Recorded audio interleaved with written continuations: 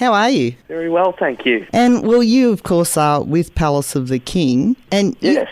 You guys only started about 3 years ago, so were you one of the original members? Yeah, I mean, I guess we kind of considered the band's proper inception as, I guess, our first proper show, which was November of 2012, so a little over 2.5 years ago. But yeah, that was, I guess, the band or the project at the time was myself and Lee, the other guitarist. We've known each other for years, have played music together for years. You know, we're old school friends, so the band was just a songwriting project more so than anything else at the very start, which was probably around about 3 years ago now. And then gradually we got in touch with the rest of the members just through things like the internet and just chatting via email, mutual friends, you know, all that. The internet makes the world a pretty small place now. So we didn't actually know any of the other guys before the start of the band, but yeah, obviously came together pretty quickly over the space of 6 or 8 weeks. And the first thing we did, more or less, was get straight on stage and kind of haven't stopped since. Obviously, you haven't stopped. You've done over 200 shows, but you said it was a songwriting project and you didn't know the other guys, but you have actually gotten Tim Henwood from the Super Jesus in your band on lead vocals and percussion. But I mean, he's famously known as a songwriter, so you're writing music, not so much like the lyric songs. And yeah, absolutely. I mean, Lee and I as guitarists, I mean, we sit down and we'll just jam on the blues for hours on end sort of thing, and out of that, songs were forming, and at that stage they were certainly just instrumentals. And through gradually adding members to the group, we tracked some rough demos of a few of the songs that we'd written to that point. And I think at that stage we had yet to even find a bassist, so it was just, you know, one of us was just tracking some bass, and we're all just making do with the resources that we had. And then, yeah, it was actually Anthony, our drummer, who got in touch with Tim at that point. Tim wasn't actually interested in joining a band. You know, that was sort of his first instinct, and he was, you know, I think out of politeness more than anything else, he still said that he'd have a listen to the songs with the intention of maybe keeping us in mind if he knew any friends or had someone in mind who may be interested in joining a band as a singer. And then I guess the story goes from his point of view is that he heard the songs and really liked what we were doing and sort of struck a note with him in that he was writing, you know, he found himself as he was listening, writing lyrics and melodies. So basically the next time we heard from him after that was probably 24, 48 hours later. He sent the songs back with vocals recorded over the top of the instrumentals that we had sent and just said, I'm in, let's go. So that was, yeah, a pretty sort of interesting way to, you know, form a band. We'd formed a band, we had a 3-track demo without even meeting formally. So, but obviously you guys have gotten along since.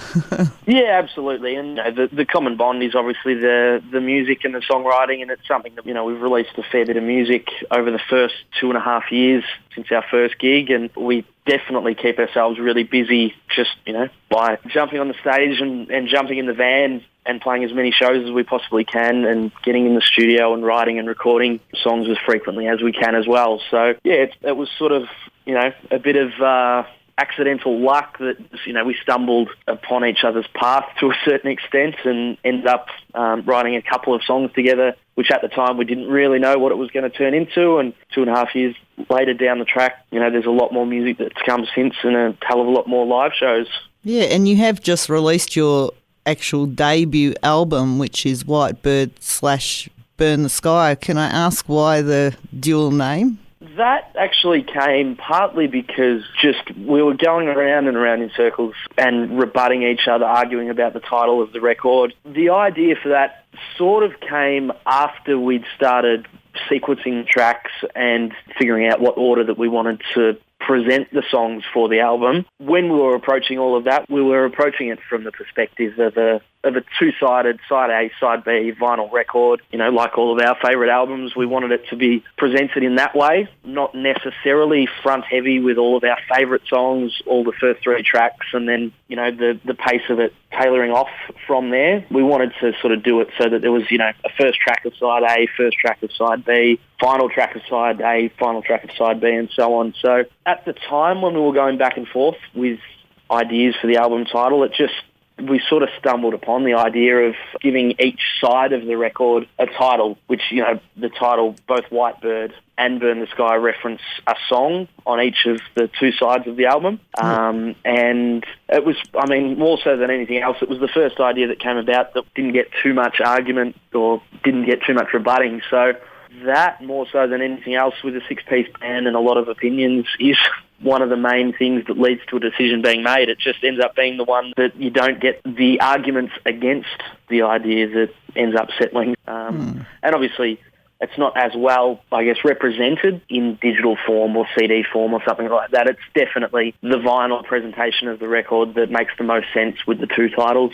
I was going to say, so obviously it is available on vinyl. Yeah, at the moment we actually signed to Listenable Records, who are based out of France. So technically the vinyl at the moment is exclusive to Europe. They've printed it up really well. It looks awesome. The record itself is like a translucent blue colour, so that's a bit gimmicky and cool in itself. But we have actually got hold of 15 or 20 copies, literally that few, which will be on sale at the album launch this coming Saturday night. Which is at Cherry Bar tomorrow night, July the 4th. That's it.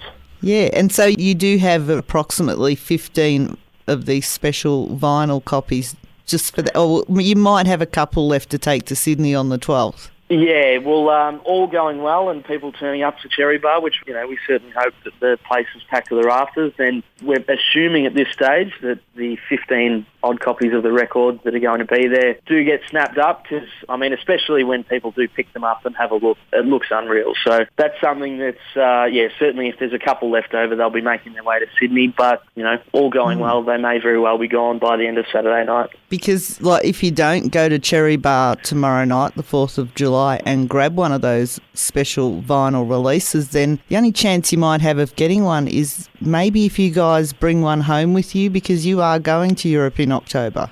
Yeah, absolutely. We obviously really looking forward to that. It's only going to be a 3.5 week tour. We'll be cramming a lot into a short amount of time. I think the itinerary at this stage looks as though it's going to be 24 shows in 24 days, so no nights off or anything like that. But yeah, obviously everything started to fall in place, and it was kind of like the domino effect once we did sign with Listenable, and then probably within 48 hours of putting pen to paper on the record deal, we had locked in the tour itself as well. So yeah, that's going to be awesome. We've done plenty of shows in Australia and a lot of touring, obviously, in our home country over the last 2.5 years. But that was certainly something from, the very first show that we knew we wanted to head in that common direction towards playing international shows, and especially in Europe. From the other side of the world, what looks to be an amazing scene for rock and hard rock and metal music. So that's going to be really cool, and hopefully it leads to bigger and better things beyond October as well. And if you guys can survive that, you can survive anything. I would hope so, yeah. It's going to be pretty gruelling and, low budget, and getting 6 people around Europe in the back of a van. And like I said, there's no nights off, so there's a couple of shows back-to-back that are 15 or 16-hour drives apart from each other. So that's also going to be pretty interesting, jumping straight in the van after one show so that we can arrive by the following show's sound check. So, yeah, definitely a jump in the deep end and swim like hell type tour. Well, I think you're going to do all right because, like you said, you have done a lot of recording and that, but really what I've heard about you mostly has been from your live shows. Yeah, absolutely. Well, that's something that we know, that with the type of music we play, that it's, blues-based rock and roll, that, we certainly didn't have in starting the band any lofty expectations that we were going to have a breakout top 40 hit and be travelling in double-decker buses around the country and doing it in luxury. So our approach was always to do it from a live perspective and really build the band in an organic, grassroots, from the ground up type of way. Yeah, and one thing I haven't been able to find is a video from the new album. Have you made any videos yet? We have. We actually shot 3 songs in the one day about 6-8 weeks ago. The video for our most recent single, which it only came out about a week ago, is the song Another Thing Coming. So that video clip has just dropped, and we were fortunate enough to have it premiered by Classic Rock Magazine over in the UK and get a bit of support from over there. So, yeah, check it out. It's all on YouTube now. So, but they're not on your own personal YouTube page. See, I was looking on your... yeah, sorry. Yeah, it's not on ours. Yeah, that's on the Listenable YouTube channel. Right, so if people, go to Listenable Records, they can find Palace of the King's latest videos on there. Absolutely, yeah. Fresh out of the box. Like I said, it's only been out for a week and a half, around about that. So we're really wrapped with how it turned out. We shot the video in front of a green screen, and really cool animator named Jason Galea, who's done quite a lot of cool record covers, does a lot of animation. He got pretty heavy-handed with the post-production and made it really visually interesting, and a lot more so than we ever thought it would end up being. So we're wrapped with how that one turned out. Yeah, I'll make a point of finding it as soon as we get off the phone. But is he the one responsible for the album cover as well? He's not, no. That's actually Christian Kimonides. So he's a tattooist who works on Bridge Road in Richmond. Right, yeah. For his tattoo work alone, he's definitely worth checking out. He's incredible. He's actually someone I went to school with as well. So both Lee and I went to school with Christian. We've known him for years, and he's always been that talented artist dude who we've grown up with, and we've always had the little inkling in the back of our mind that he's the guy to get when we need an album cover done. So he's done all 4 of our album sleeves for the 2 EPs, for the vinyl that we put out, or the record we put out last year, and now for the new album. And yeah, we love what he's done for the album and think he's knocked it out of the park. It's great. Great, yeah, it does look really awesome. The album is White Bird Burn the Sky, and it is available now. And you are palaceofthekingmusic.com. And tomorrow night at Cherry Bar, you have your official album launch, and you do have those special vinyl albums available, very limited edition. And the 12th of July, you'll be in Sydney at Frankie's for your album launch. And I'm assuming they're probably the final shows you're going to do before you get back from Europe. Yeah, at this stage, we'll certainly be keeping as active as possible, but, coming back to remaining productive and as fluent as possible, we ducked into a studio for one day 3 or 4 weeks ago and recorded the basic tracks for the first 5 songs for the second album, and we'll be knocking off the next 5 or so songs in the next couple of months as well. So that's something that we don't necessarily expect to release, in the next couple of months or anything along those lines, but we do want to have that kind of up our sleeves ready to go when the time comes, hopefully early next year. Yeah, and people should definitely grab your debut album now, but they should also go to facebook.com/Palace of the King Music and give you a like, and they can keep an eye out on when your upcoming shows are and when that second album's ready to go.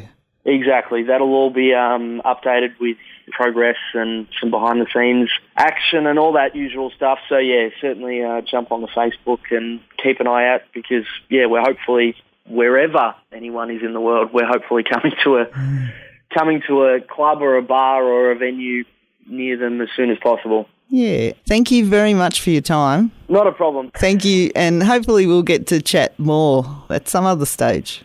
Yeah, absolutely. Keep us posted and we'll hopefully speak to you soon. Thank you. Bye. Yeah, bye.